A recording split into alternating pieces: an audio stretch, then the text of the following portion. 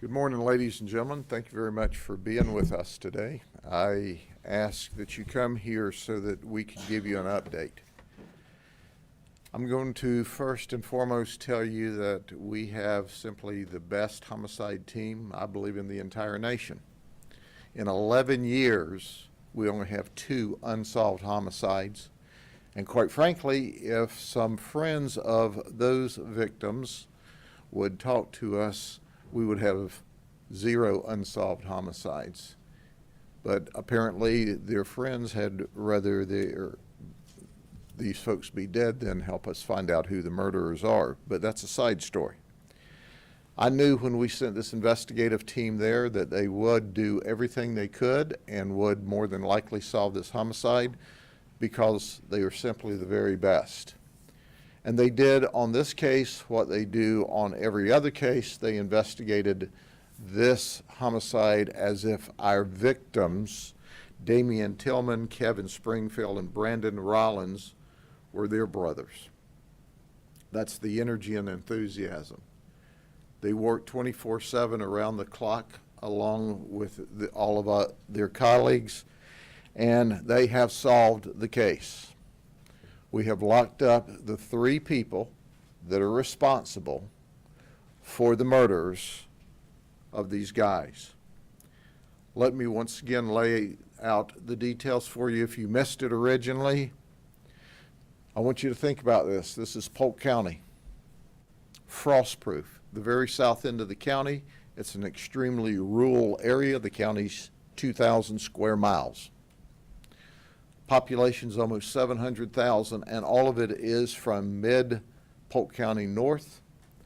So it's sparsely populated area that's made up of cow pastures, orange groves, beautiful lakes, and a very, very low crime rate in the Frostproof area, which is one of the best kept secrets and one of the safest places to live any place in the nation. But all of that came to a crashing halt on Lake Streety Road. When we found these people, our victims, massacred, literally massacred, we thought, my goodness, what could have happened there? Well, we know now. I'm going to introduce you to the people that were responsible for that. Then I'm going to give you a timeline. So this is going to take a couple of minutes, and you pick from it what you need. Here are This is the trigger man. This is the guy who directly did the damage. His name's Tony Wiggins. He's known as TJ. He's 26 years of age. This is Mary Whitmore. She's 27 years of age, and she is the girlfriend of Tony Wiggins. And this is Robert Wiggins. He's 21 years of age, and he's the brother, obviously, to TJ. But let me stop for a minute and give you a little history on TJ. TJ is someone who his criminal history should shock your conscience. It does mine. TJ started to be arrested when he was 12 years old. He is currently only 26 years old. TJ has 230 felony criminal charges in his arrest history. I didn't stutter. He had 230 charges in his arrest history, 15 convictions, and 2 times to state prison at only 26. There's a picture of Tony Wiggins. Here's the real Tony Wiggins. He's a thug. He's a criminal. He's pure evil in the flesh. He's wild and he's out of control. Mary has 0 criminal history. 0. Robert has 1 misdemeanor arrest. Virtually no arrest. Tony, 230 felony charges. They all are from the Lake Wells and Frostproof area, as was our victim. When we started receiving Crime Stopper tips, and we received them to the point that the call center said we had to bring in extra help. We had people call in from all over the nation about ideas and helping us investigate the crime and what they believed, and psychics. But the local tips that came in that were filtered, and there were hundreds that came to us, the predominant information we got was, look at T.J. Wiggins from Frostproof. It's not that they had any idea that he did it, but this guy is just mean. He's just violent.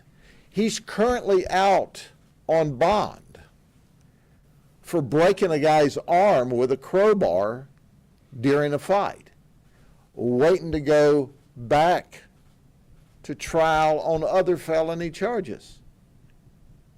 This is a guy who they said will just walk up and punch you for no reason, or no reason to you, certainly a good reason to him.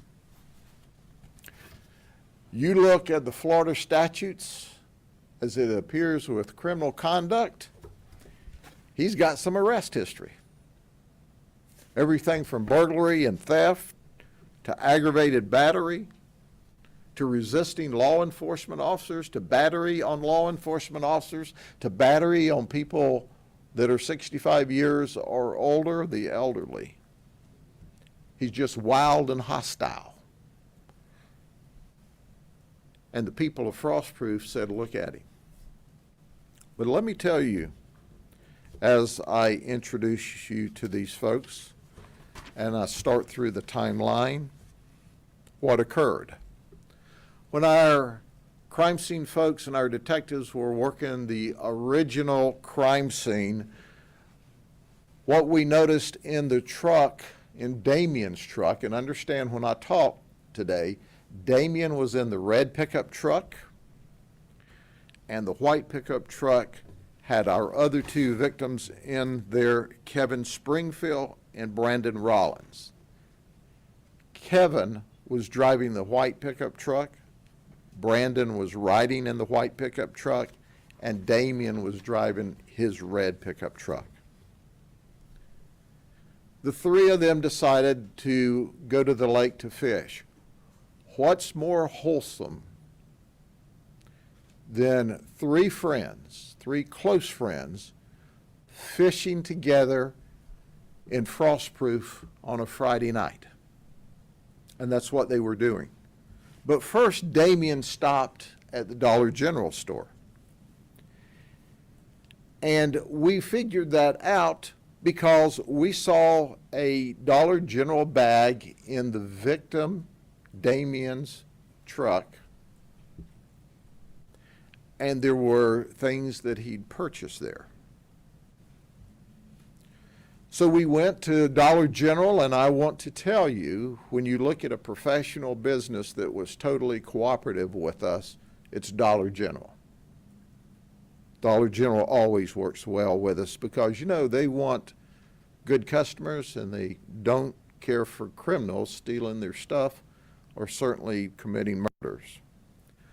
What we saw when we pulled the videotape was Damien standing in line to check out. The person behind him in line to check out is, newsflash, TJ. The person behind TJ is Robert. And we also determined that Mary was in the store. So let's go to a timeline. At 21:56 hours, we call that 9:56 in the evening, Damien is checking out of the store with his product. He is followed out of the store by TJ, who checks out about 15 seconds later. And he's also followed by his brother and his girlfriend.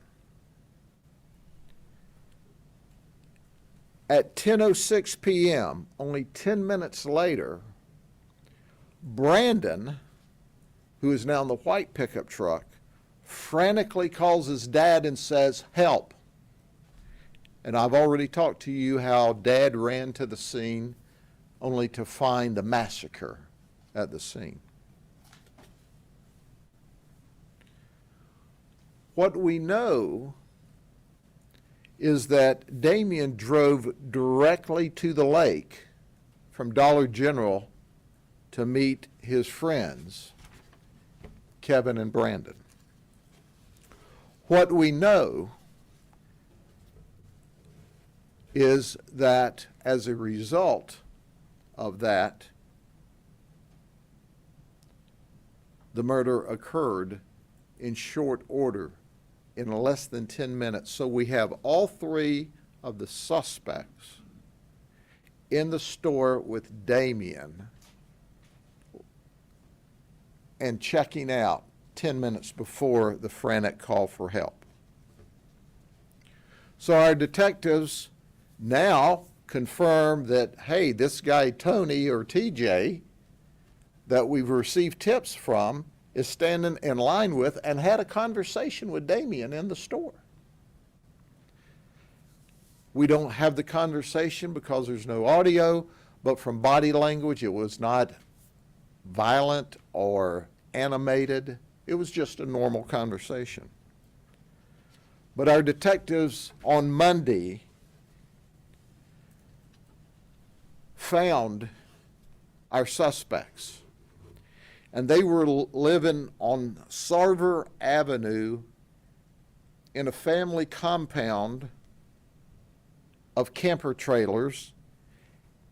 And this is in the woods outside of Frostproof.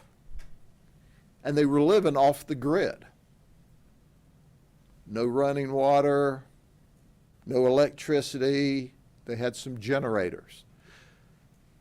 So understand that now we're talking about Frostproof in a rural part of the county. The shooting happened in a rural part of the county. And we literally have to walk the road, and we go down a dirt path through the woods that opens up into a compound off the grid. That's how far out in the woods this is. So our detectives immediately interview Tony Wiggins and Robert and Mary Whitmore. Robert and Mary consistently lie to protect TJ. Robert lies to us, Mary lies to us, TJ lies to us. They don't tell us the truth. The only common thread during their interviews, otherwise the stories are all over the place, from different vehicles to where they went to they didn't go any place, but they agreed on one thing. They went to McDonald's and ordered 10 double cheeseburgers and 2 McChicken sandwiches. That's the only thing. So on Monday, we executed a search warrant at the compound. TJ was found to be in possession of 2 shotguns and 2 SKS 7.62 rifles. He's a convicted felon. He can't possess firearms, so he was immediately arrested. Our forensic investigations team found 1 9mm shell casing, 1 at TJ's trailer.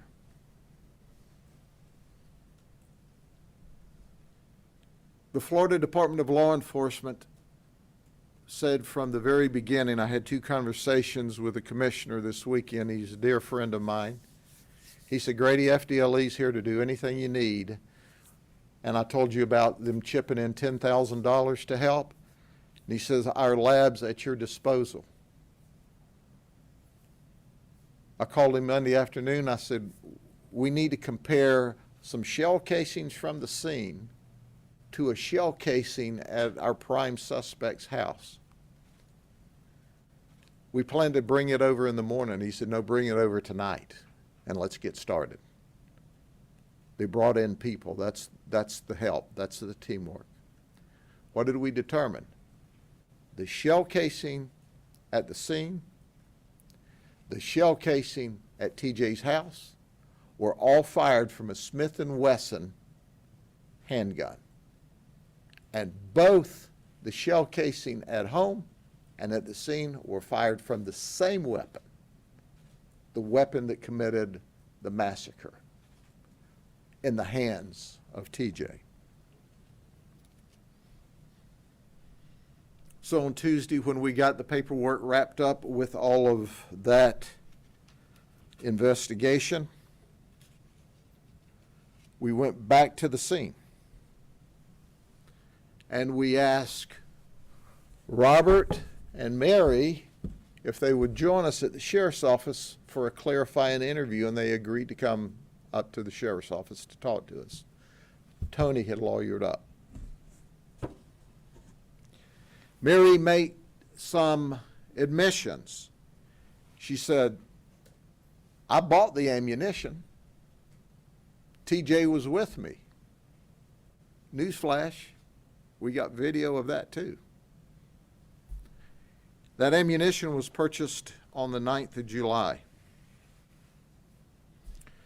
She also gave us, once again, multiple stories about being with and confirming she was in the Dollar General that night. We've got evidence to show they were together less than 10 minutes before the murder. And then when we pressed her for the details and she realized, oh my gosh, they've got me, she lawyered up. She didn't cooperate anymore. Robert, the younger brother, we talked to him. Robert, up to this moment, or up to this event, is not a bad guy, at least in the criminal sense. One misdemeanor arrest. When Robert's in line, he hears Damien tell the clerk, we're going fishing. Damien tells the clerk, because the clerk knows everybody, it's a small town. Yeah, I'm going fishing with Kevin.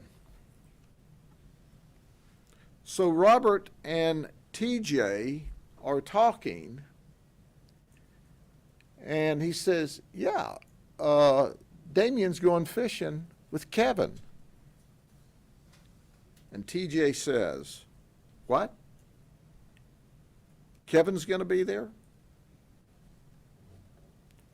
So when they leave the store, TJ tells Robert, who's driving, go to the lake.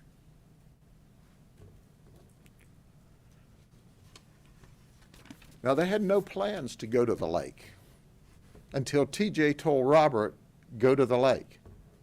And they did. Damien now is at the lake, and he has met up with, during this time frame, Kevin and Brandon, who are in the white truck. And they have turned their trucks so that they're door to door talking to each other in the middle of the road. Robert drives and pulls up behind the white truck that's driven by Kevin with Brandon in the passenger side. TJ exited his truck. When he did, Brandon got out of his vehicle and shined a light back to see who was pulling up behind them. TJ rushed up to Brandon, pushed him against the truck, pulled a handgun out, and said, where's Kevin? Well, Kevin's sitting in the driver's seat right there. And he looks and sees Kevin. He runs around, he being TJ, runs around between the red truck and the white truck. He points the gun at Kevin, and TJ says, where's my truck? Kevin goes, I don't know what you're talking about. Yeah, you do. Where's my truck? You sold the engine out of my truck. Kevin said, I don't know what you're talking about. At that moment in time, according to the information we've received, TJ hits Kevin. Damien starts to open the door of his vehicle and is screaming at TJ, put the gun away, put the gun away, put the gun away. TJ's out of control, screaming, where's my truck? And he starts shooting Kevin and Brandon inside of the white truck. It's estimated, and this is still under investigation, he shoots him 9 to 10 times between the two of them. Then he turns on Damien and begins to shoot Damien, who's got his door open but is in his truck, several times. Then he goes back to Kevin's truck, and during his excitement, now he has dropped the magazine to his firearm and he can't find it. So he opens the truck door and Kevin falls out on the ground. And that's where Kevin's found. He finds the magazine to the handgun that he drops when he goes back, points the gun back. And then he calls Robert. Robert says he's sitting in the truck. He said, I never got out of the truck. And when he pulled the gun, I started to get out of the truck. By that time, it was all over with. You can believe what of that you want to. Mary, TJ's girlfriend, she doesn't know anything. And this is one mean woman. She's not cooperating. She's not talking. She becomes incensed at the detectives when they try to confirm the spelling of her last name because it's not spelled in the traditional way you would think you would spell Whitmore.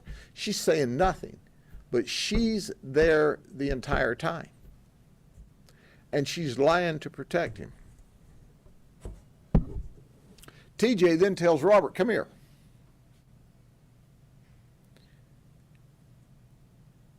Help me put Damien in the truck.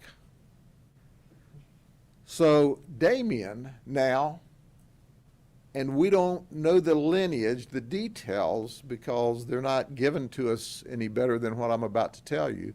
They grab Damien. We don't know if he's already pulled out of the truck or if he's in the truck because there's blood evidence all over the place. But they pick him up and heave him over into the back of the pickup truck with his foot sticking up over the edge of the bed. And then they leave.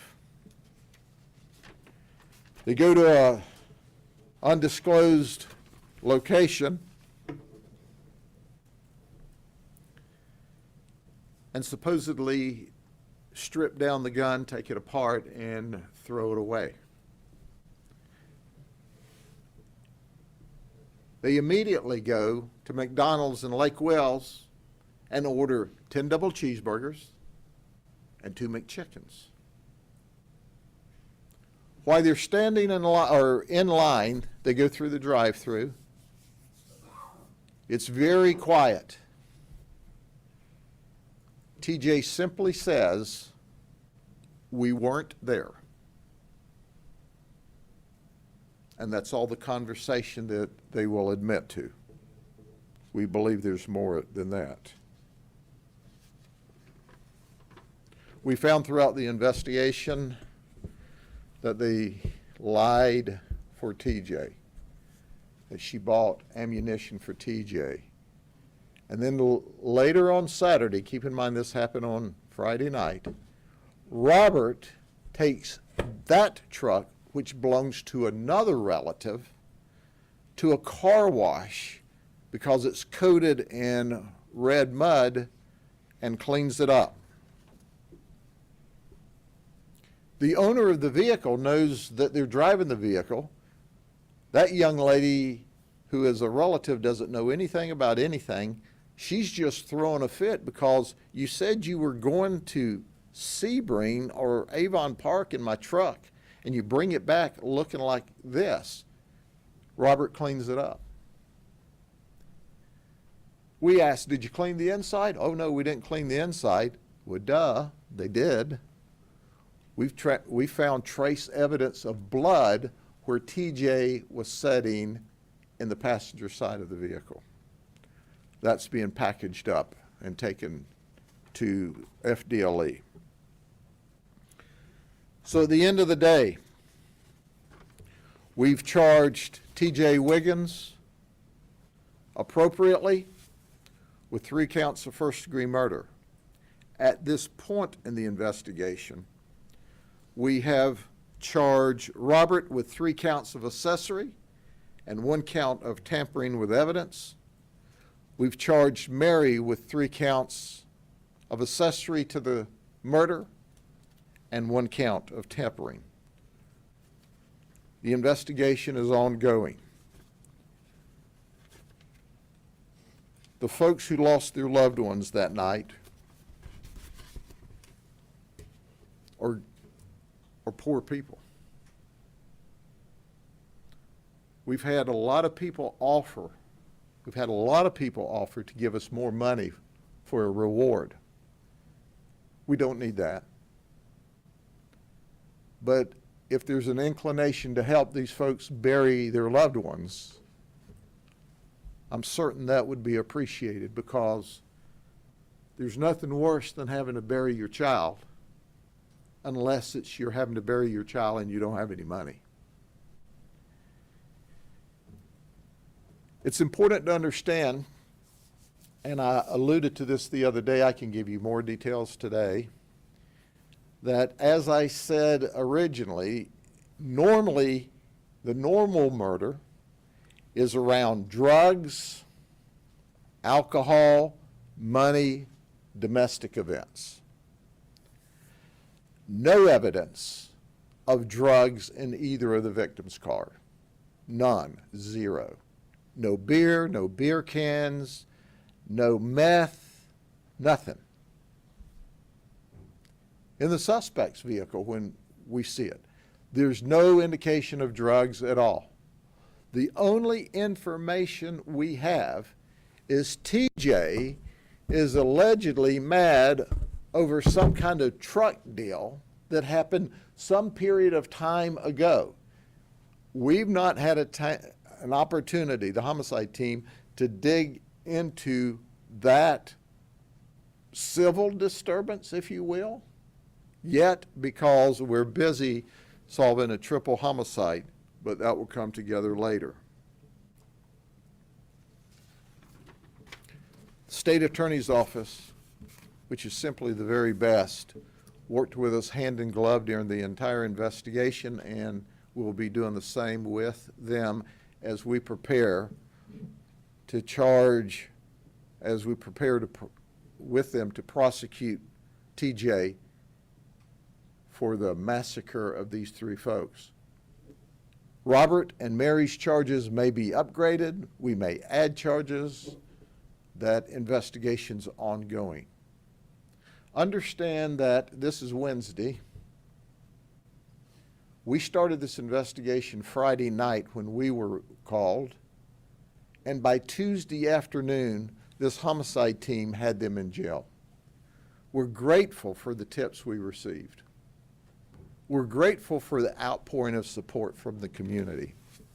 We're grateful we had people from around the country, as far away as Tennessee, that I'm aware of, want to send us money for a reward. You see, that's the United States, that's the state of Florida, and that's the community I know and love. Good people came with promises and prayers for the family from around this country. The community pulled together, and that's the United States of America that I know.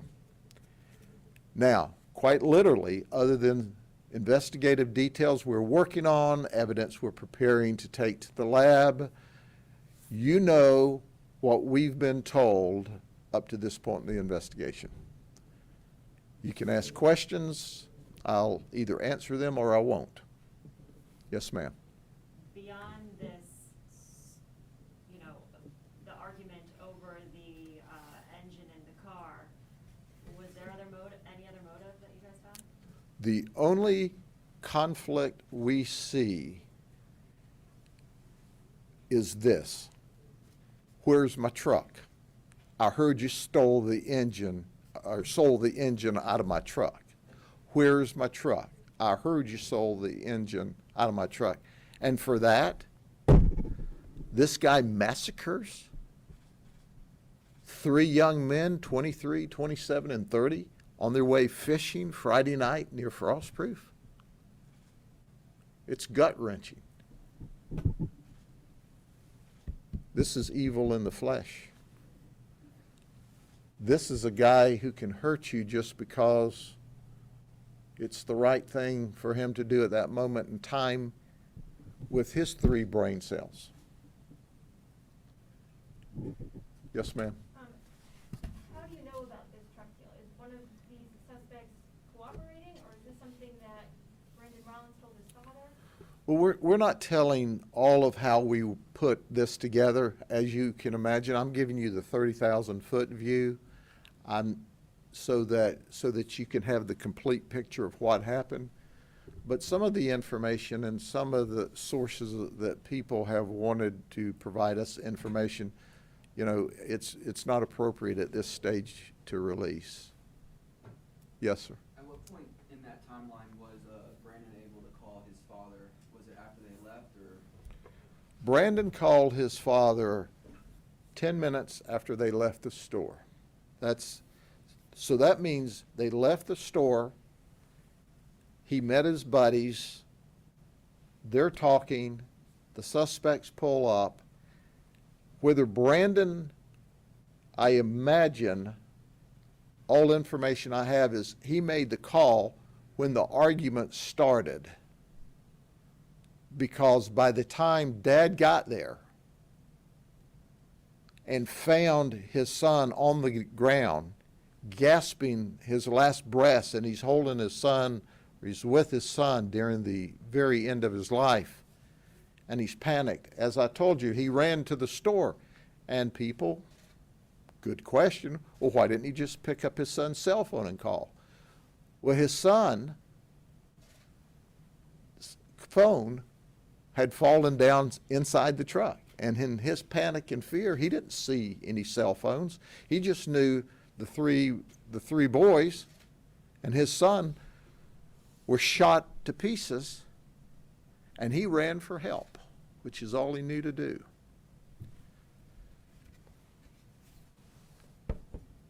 We've tried to comfort Dad. The wounds were so severe that quite literally, if an emergency room had been across the street, they couldn't have saved his life.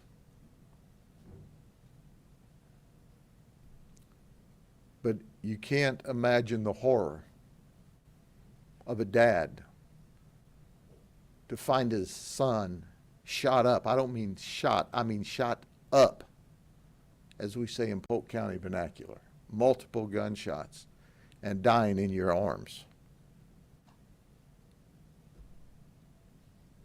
Yes, ma'am. You said you got several tips pointing to Tony Wiggins. Can you specify about how many tips? I don't know how many of them specifically talked about TJ or Tony. Several. And you know why?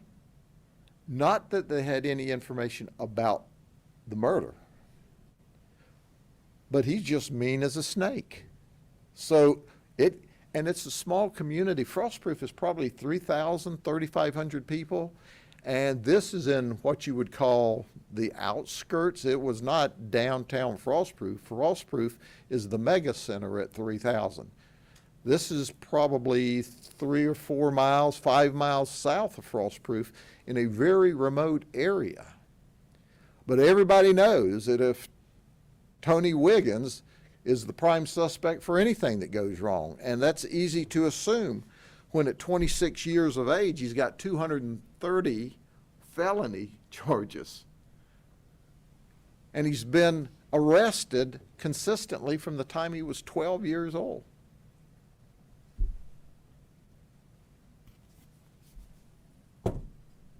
I'm sure somebody thinks you ought to have counseling and pretrial release. Our goal, and we pray that the state attorney can seek the death penalty. He needs to receive a fair trial, the appropriate appeals, and then be executed.